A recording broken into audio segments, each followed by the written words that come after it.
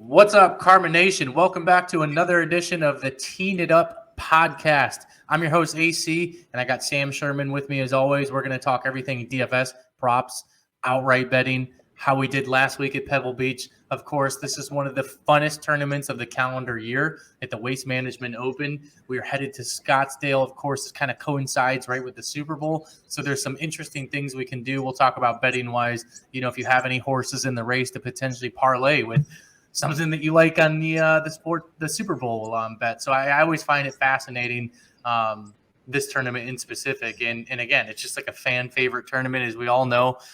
We got the stadium course, we got the stadium hole. Sam, I believe you've golfed it. I've actually surprisingly golfed this course. It's been about 6 years, but looking forward to this. I mean, you know, this is one of the funner tournaments of the year. That being said, let's take a little rewind last week. I usually start with you, but of course I'll steal the thunder, Sam. I had an awesome week. I did hit with Mr. Tom Hoagie. I had several horses in the race early, and usually it doesn't pan out like that later in the week. But again, second week in a row, hit with List the week prior, hit with Tom Hoagie this past week. I think in hindsight, you know, I do want to talk about this because it's not always, you know, rainbows and butterflies. I think I did make a mistake early on Saturday by potentially not looking at the odds to hedge with a Cantlay or a Spieth, because I felt like they were the only guys lurking. And if you guys don't, you know, ever hedge or look into hedging, I do think it's important if you have multiple horses in the race. I think I got a little greedy because I had multiple guys in the hunt. But in hindsight, you know, I probably really should have taken a stab, because I saw Spieth at like 25-1 at one point in time. And really, I think he was the only guy that was, you know, somewhat worrisome. Cantlay was just, the odds were too good. I could not obviously bet that. Had a good DFS week. Had a really good opportunity in MME. Again, it's just hard to take things down. But yeah, on Saturday night, I mean, I was winning freaking $20-some thousand going into Sunday, and I knew everything needs to happen right. You know how this goes, Sam. I mean, nothing really lasts, but it was fun. It was a profitable week, and, you know, maybe one of these weeks I will have a takedown in MME, but that's 2 out of 4 weeks that the optimizer, which you can access at dfskarma.com, you know, really gave me a run for my money. I mean, I only hand tweak a handful of lineups. So that was my week, Sam. How did your week go? DFS betting, props, all that jazz. Yeah, I mean, I don't know. I felt pretty fortunate. I put in Discord last night. It's like first of all, that Daniel Berger withdrawal, like after I kind of made my teams, was so annoying. So that was awesome. Yeah. When we like had to redo ours. I mean, I made like my 4 teams. The fact that I had like 3 it was so weird. They were very different lineups, but I had 3 or 4 that all scored between like 480 and 485. And so I won on the week, and I felt pretty fortunate considering the fact that I had no Tom Hoagie, I had no Spieth, and I had no Hostler or whatever the hell. But so it's like, I don't know. That tournament is so weird. I really thought about live betting Spieth before the third round. Dude, he has some about third rounds. If you talk about like showdowns for a second, I mean, third rounds, he just tears up. That iron performance he put out today was something else. So, I mean, it was kind of fun to watch on the stretch, I guess, for being a dumb tournament. It's amazing to me how, like, Tom Hoagie, I'm pretty sure on Sunday, they showed him like 3 times, and they showed Bill I know. He like eating a sandwich like 6 times. Dude, it was just. It's so annoying. It was ridiculous. It's like, how do you want to grow the game? But, yeah, I mean, it's whatever. I was a good hit by you. I was glad that I felt like such a dumbass. I put in, like, late night. I was up, like, 2:30 in the morning. I was like, all right, I'm taking the Zadenhout, like, top South African plus 140, and I thought it was, like, free. And he was, like, sucking. And then Sunday, Fratelli shot, like, 78. And I was like, never again. I saw that. So that was funny. But, yeah, this field's awesome. This course history is pretty sticky here, kind of like Pebble. And, yeah, we're talking about off pod. This has got to be one of the better fields of the year. I mean, obviously so far and just in general. So it should be a good one. Yeah, it's stacked. I mean, you know, I guess, and again, I'll go right back to you because you give us the kind of the course breakdown. Like, let's transition right now into the course. Don't worry, we'll talk about DraftKings, all that. But what are you looking for this week, Sam? I mean, something that kind of like, I was looking through my old notebook. Again, we've been doing this podcast for a number of years. The one thing that kind of comes out in my notes actually surprised me was I write notes to myself, and the one thing that kept popping was, Anthony, pay attention more to accuracy. And I didn't think that coming into the podcast today. Like, that didn't – I don't know. Like, is that something that we should be taking more of a look into? I mean, yeah, no, I don't know. It's weird. This course is, I was like looking at some historical stuff, and it's interesting. This course is like one of the more balanced in terms of like the strokes gained categories. So like, each and every week, everyone knows it, and we talk about how like approach is like the most important and everything like that. But this course interesting where there's like not a huge discrepancy between like approach off the tee and like putting and stuff like that. So I know this week the difference is it's like a par 71. There's a bunch of par fives. There's that drivable 17th, which is a cool hole. And then, I'm more like this is one of the weeks where I really almost like not at all at putting. Like I normally, weight it maybe 10% of my model or something like that, but I'm probably going to use not a lot at all and just kind of look at someone who's good all around and makes a lot of birdies, and then kind of using those comp courses and course history. I think that's kind of my strategy. I mean, because there's just some courses are such second shot courses, and this one's not. I mean, the par fives are so gettable by everyone. The course is not really that long, and yeah, I'm just excited because they should have the full crowds back on 16 this year after COVID limited everyone last year. So it should be a lot of fun.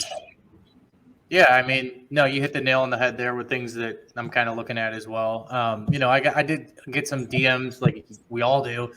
Shout out dfskarma.com. You can find Sam's content, our core plays, our cheat sheets, which we call final thoughts. You can also access our projections portal. I got some DMs like, AC, like, how did you know Hoagie, whatever. Like, no, I'm not a wizard by any means. I don't get me wrong. I'd love to act like one, but there's several things that we do, right? We talked about Hoagie on the last podcast. You could go rewind the tape. I know for a fact that we had a little breakdown on Hoagie, how he set up well at Pebble in specific. But, the projections portal has data in there, but I want to keep harping on something else in specific. You can access this on the website as well for all you customers and subscribers. PGA betting table has been a big process. And again, Sam helps infiltrate a lot of this data. You can find this on the website. And I sorted by the SDS rank column. And again, last week, if you just go back, I had 4 of my 6 bets.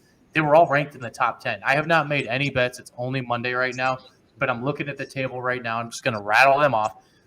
Ranked from number 1 through 10 here. And we are looking at John Rahm, Hideki, JT, Berger. Again, these names obviously are more, assumed. And then we go Berger, Russell Henley, Luke List, Scotty Scheffler, and guess who pops again? Tom Hoagie.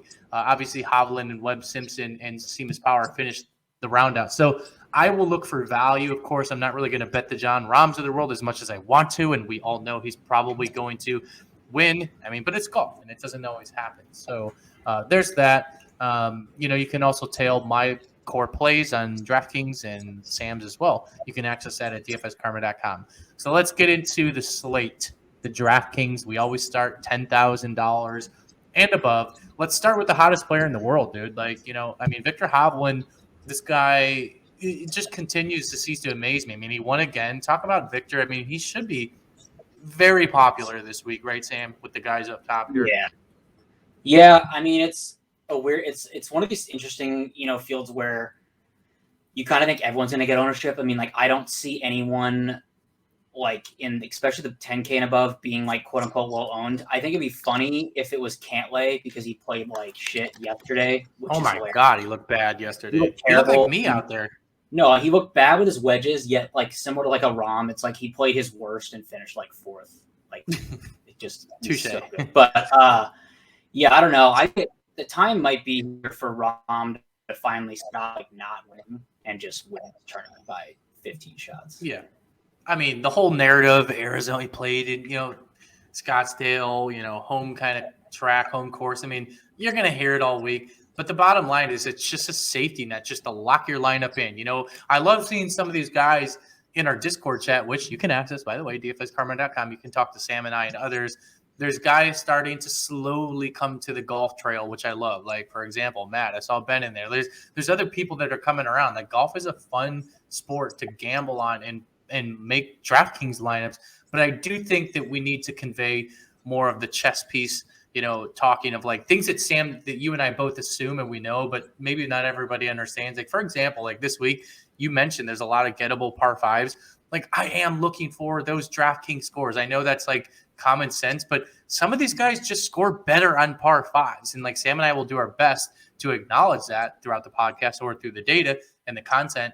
But Victor, I mean, he just screams lock, multiple par fives, scoreable.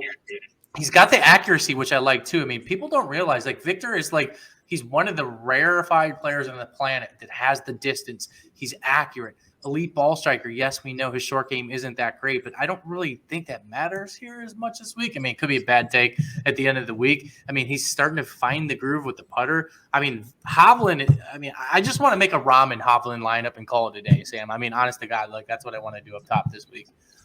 Yeah. I mean, Hovland, it's a weird one, though. I don't know, actually. I can look. First of all, did he play? I don't know how I'm expecting this to be over, like, analyzed by everyone, probably me too, about how the guys coming over from Saudi Arabia who played last week, like Varner, who won. Yeah, I know. Did Hovland play last week? I mean, Hovland is don't weird. Think he did. He's only played – oh, no, he actually didn't. But I like how his last 4 starts are win for 30th win. But, I mean, yeah, Hovland, it's kind of one of those things where it's like, okay, yeah, he doesn't have elite, quote-unquote, course history, but, like, for a guy like him, like, does it matter? No. I mean, he is priced fair. I would say – I mean,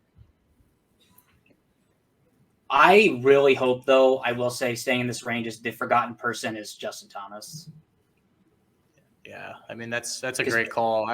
You know me, I'm an Instagram truther. He populated this week. It looked like he had a nice vacation. He got off to Cypress Hill. I don't know if you follow him on Instagram, but he had good vibes, man. No, I mean, I get, like, trust me, I get that Rahm is the better play, better course history, better pretty much everything. But, like, Justin Thomas, I mean, it's not like his course history is bad. I mean, he's made his last 4 cuts here with 2/3, 2 of the top 20s. I mean, it's pretty stout. Now, John Rahm has never missed the cut and has finished outside the top 15 once. But I don't know. I just AT could go overlook because people would pay up for Rahm or they'll drop down to Hideki, who has the elite course. I don't know. I think the easiest fade for me, though, is probably going to be Spieth. I know I just dropped down below Victor. Yeah, it was funny. I was looking back last year. He actually played really well last year here. I mean, people are going to play him because he showed signs of life. I don't know. I mean, I'm probably with you because I'm like you, and until I see consistent Spieth, all I know is he's going in the water on 17 on that drivable par 4. I do know that. That's a fact because he will hook his drive to the left. So, and again, to summarize, Hideki's course history is impossible not to look at. He actually just continues to play a lot better. I mean, I got to give him credit, man. Like, he's even surprised me. All these guys are going to be owned. Like, let's just people be just real. Don't like to play. People don't like to play Hideki. I don't really know why, but they just don't like to play. They don't like, His course history here is amazing. Yeah. Let's go to the next range, though. Playing Xander, obviously.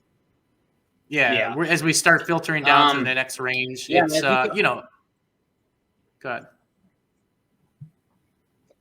Oh, I was just going to say, I mean, this range I think will be, I don't know, this is like not a hot take, but this is kind of where it's probably won and lost because everyone kind of knows that all these guys up above 10K are good. But, like, I think making the right choice on, like, okay, Xander, so everyone's going to not play Xander, and then he's going to be 20% owned.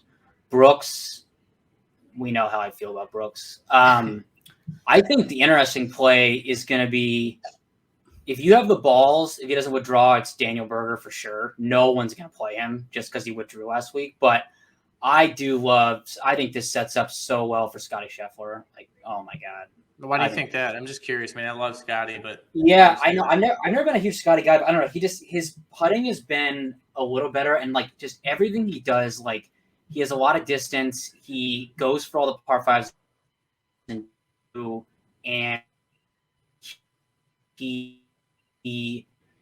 his style of game is just so. He's like to me, similar to like a Tony Finau, where I feel like you talked about guys who like score points, things like that. Scotty Scheffler, like so often, he might not finish like at the top of the board, but he just makes so many birdies and can make so many eagles. He finished 7th here last year, so I think he's a pretty stout play. I think I won't be alone in that, but I'm hoping that people see like Bubba's second last week in his course history, and people are obsessed with Finau, and I hope maybe he goes not chalk, but it's hard to say. Are you going to play Bubba at 9,000? No, I don't play Bubba much. Plus, he's traveling. Like, that is a thing. I don't care what any freaking tout.com website or person tells you. In my opinion, it's a thing. Travel is a thing. But some people will play well. They'll travel back and they will play well. But again, this is just my personal bias, my opinion. I do factor that in. I mean, all I know is there's been times I've traveled across the world and my brain and body doesn't function for like 48 hours. I mean, they are humans at the end of the day. You know, I get it. They have private jets, whatever. I will say, Sam, this entire range, I don't want to keep reiterating the same thing because I kind of agree on a lot.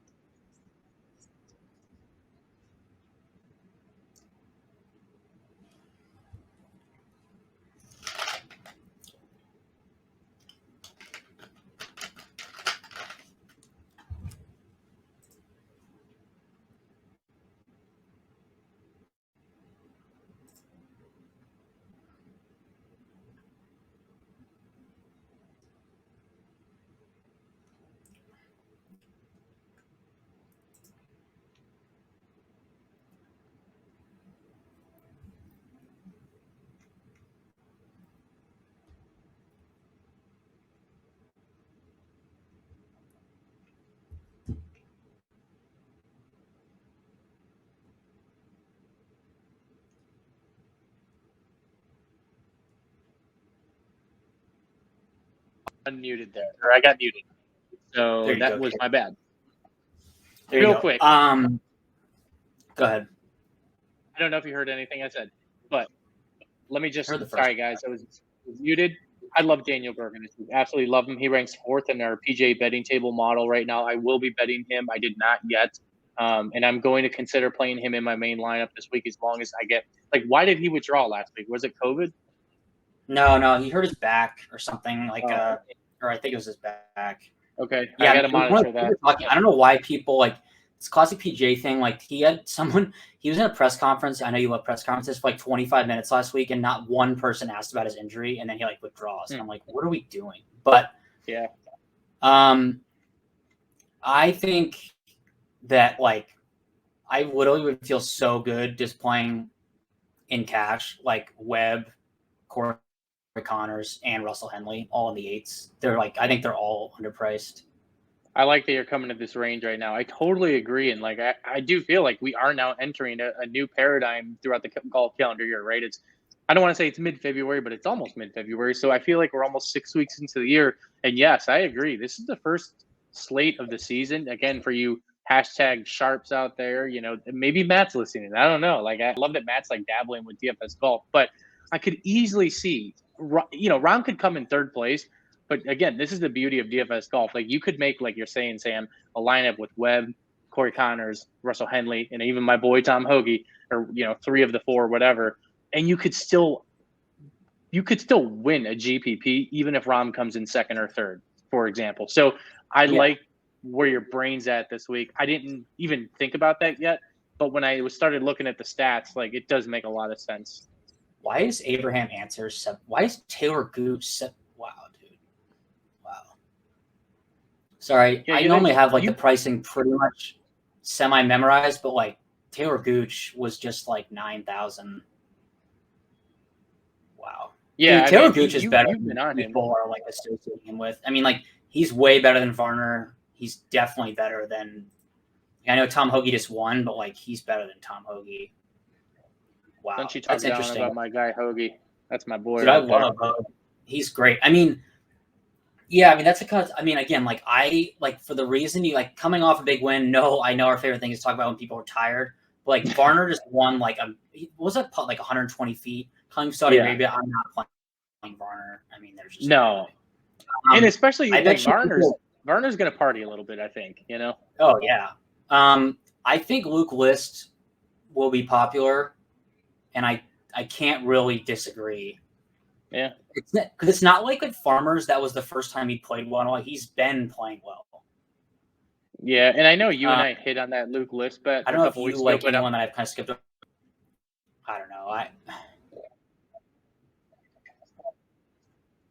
I like List a lot. I mean, I'll probably play him in my main lineup. I mean, he sets up really well. I'm looking at your PGA betting table. I mean, he ranks 6th right now in our betting odds on our DFSParma.com.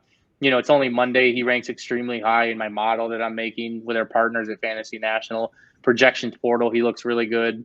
It's going to be hard to fade him, man. This whole range is interesting. Freaking Ricky Fowler's here at 7,600. In MME, I'm at the point, right? I said early in the year, I do think Ricky finds something this year. The stats won't show it. If he's 2% owned, my God, I'll play 6% Ricky in MME, and I'll cross off a couple of these other popular guys probably in this range. Will you be playing an answer? I feel like he's always chalk. He actually, in my opinion, probably sets up well here, considering I said that I like the accuracy guys this week. To be honest, I'm more excited, and I'm glad he hasn't been playing that well to play Gary Woodland.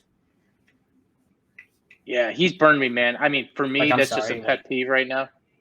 Andrew Putnam is not better than Gary. Putnam looked good last week, I got to admit. Pat Perez at 71, dude.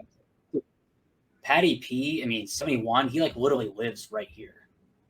Does he really? I did not know that. 71.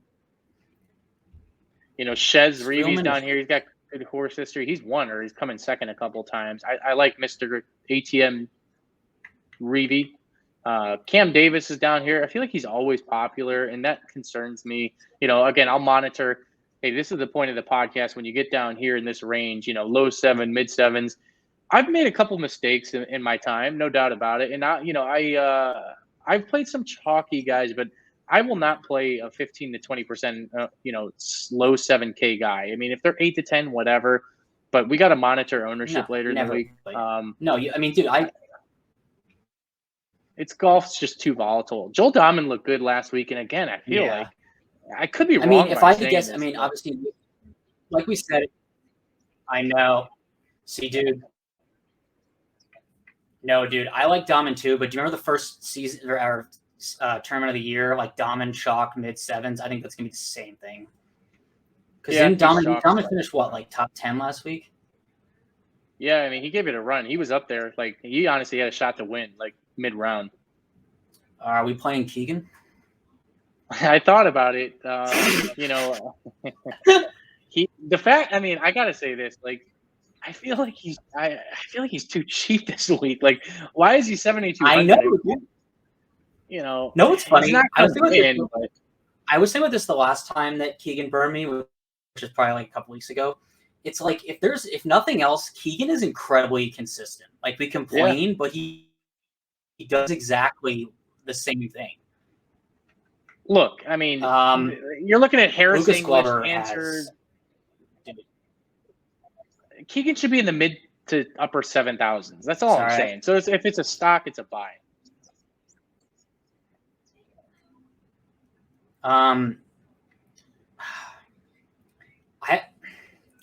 One guy I was going to ask you about, we actually skipped over. So it's funny. This course kind of fits him too. Are you going to go back to Russell Knox, who I told you not to play last week? Dude, yeah, I have to. That was a mistake by me. Big mistake. I ended up cashing with my main lineup.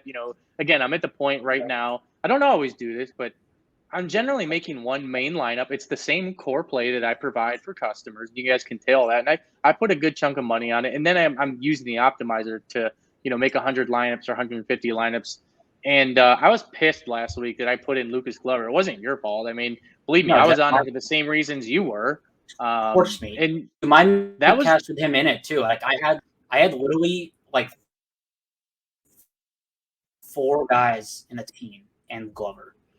What an ass. Yeah, it sucks. I don't think I would have won that much more money, reflecting back on how things parlayed. But I would have won more money if I simply went with Knox, who I should have, and I'm still kicking myself. But yes, that's a great point. I like Knox a lot this week. I keep talking about accuracy, guys. If you actually look at his course history, he really fits this course well. And I'm not saying it's just course history buff guy. If you look at dated golf, I'm looking at their course fit stuff. He fits well there too. I don't know. He'll probably burn me this week, but I do like Knox, and I will go back to him. I generally play him more often than not. The problem is he doesn't have the upside, and I feel like I've been trying to find more upside in my lineup, even in the low to mid 7Ks. So he's not going to win or anything, but I do like that play to round out a lineup. I like that we're back to a nice cut. I want to see carnage. I want to see. I know. I want to feel pain. Yeah, I want guys that are 20% owned to miss the cut, you know? That's the funnest part about DFS golf. Oh, my God. Why? Sorry, I'm just wondering why Munoz is 6,500. That's just offensive. Yeah, I mentioned that pre-pod. I mean, people don't play him. People won't play him though. He's a great MME play. You could easily just make it. Dude, this is the type of week that we're starting to enter that you can make again, I'll just go back to what I said earlier, like a Hovland and a Rahm, and you can play a lot of these guys like we mentioned. Reeve, you just brought up Munoz, Carlos Ortiz. I see is at 7,000. Pat Perez is hot right now. Cam Davis is going to get. He always gets run. Keegan is down here at 72. We talked about him. Russell Knox at 7,300. Like, I'm starting to see the way to build a quote-unquote optimal build. That doesn't mean it's right. Is probably two of the top-heavy guys and then just punting on these guys, and hopefully you get three of them right? It's very rare to get a 6-6. It's just hard when you're hand-building lineups. But there's a lot of guys in this like low 7 to high 6K range that you can take shots. Like Stewie Singh's down here. He's been playing well.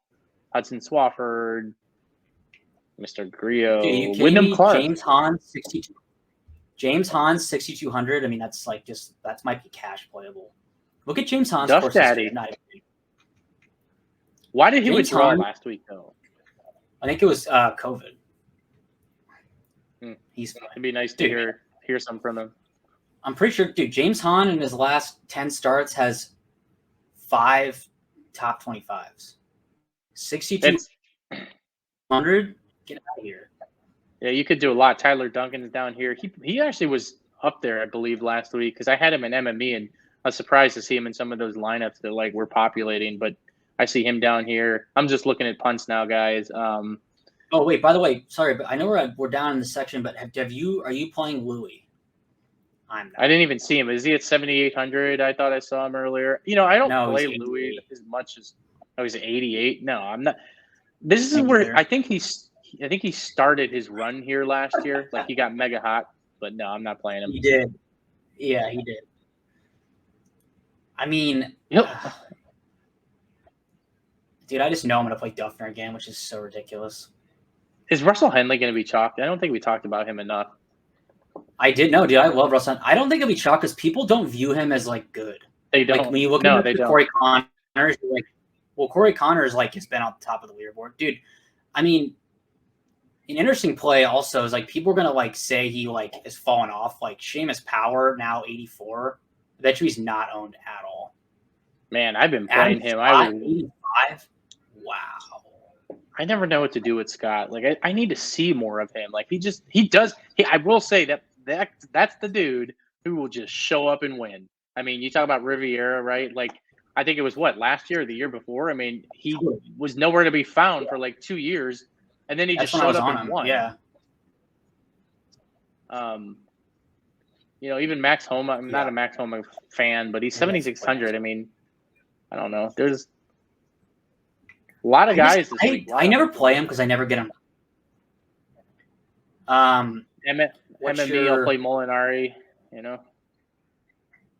Oh. What's your longer shot bet of the week?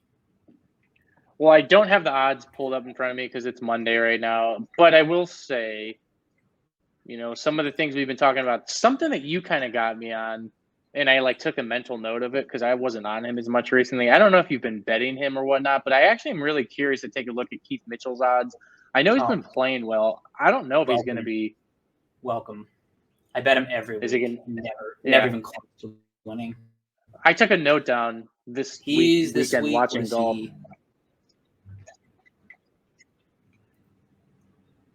See what he opened at. Or I have the odds up right here, but my older one. 130 to 1 in DK. You know who's somebody I'll definitely go back to betting wise, and I know his odds are probably good. If you could look it up for me, this is probably a really good bet, right? I think Corey Connors, again, he's had 2 missed cuts. Nobody's going to play him. Dude, I just saw he's at 50. He's at 50. I think I'm going to give 2. My 2 are going to be Taylor Gooch and Corey Connors, each at 50 to 1. Nice. Yeah, it's a good bet because had Connors, you would think Connors would have set up well the last couple outings. He'd be 30 to 35 to 1 this week, I feel like. So, again, it's good value. Yeah. I know it's the whole baby narrative that he's, quote unquote, not getting sleep, but I don't know. I like him a lot this week. I'll go back to him in MME for sure. Connor's made both of his cuts here, finished T17 last year. I like it. Dude, Carlos Ortiz, last 2 starts here, 4th and 25th. Wow, I can lock that in. Yeah, see, him and Answer, I feel like are going to be a thing this week. Answer, I don't know, man. Everybody plays Answer. He does set up well, though. Not to digress. I know. We are trying to keep the podcast around 30 minutes, and we just kind of hit that mark. Trying to think. Anything else, Sam, as always, and shout out to Steven's article, betkarma.com. We got things going on there, not only for golf, but every sport. And then, I mentioned earlier, dfskarma.com. If you guys are at this point in the podcast, you already know that you can access all of our premium stuff there as well. Any final parting words this week before we enter Super Bowl Sunday and the Waste Management Open? It really is honestly one of the best Sundays of the year. Like it just is.